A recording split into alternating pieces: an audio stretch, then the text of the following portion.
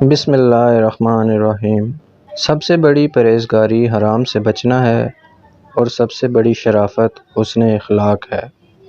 احمق کی عقل اس کی زبان کے پیچھے اور عقل مند کی زبان اس کی عقل کے پیچھے ہوتی ہے۔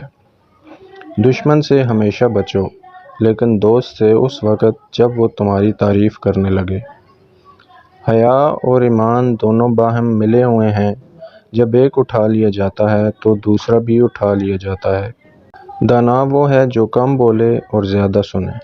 جو گناہ سب سے زیادہ انسان کو جہنم کا مستحق بناتے ہیں وہ زبان اور شرمگاہ کے گناہ ہیں۔ جس شخص کو سال بھر کوئی تکلیف یا رنج نہ پہنچے وہ جان لے کہ میرا رب ناراض ہے۔ دنیا میں سب سے برا وہ ہے جس کی بدگوئی سے بچنے کے لیے لوگ اس سے ملنا چھوڑ دیں۔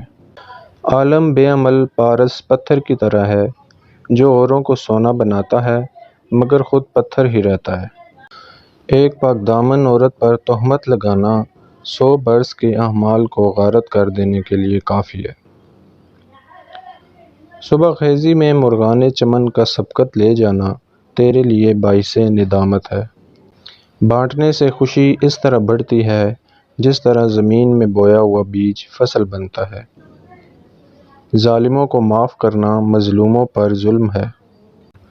مفلس کو تھوڑی اشیاء کی ضرورت ہے، آسودہ حال کو بہت کی اور لالچی کو تمام اشیاء کی۔ اپنا حق لینے میں کبھی کوتاہی نہ کرو، البتہ دوسروں کے حقوق غصب کرنے سے بچو۔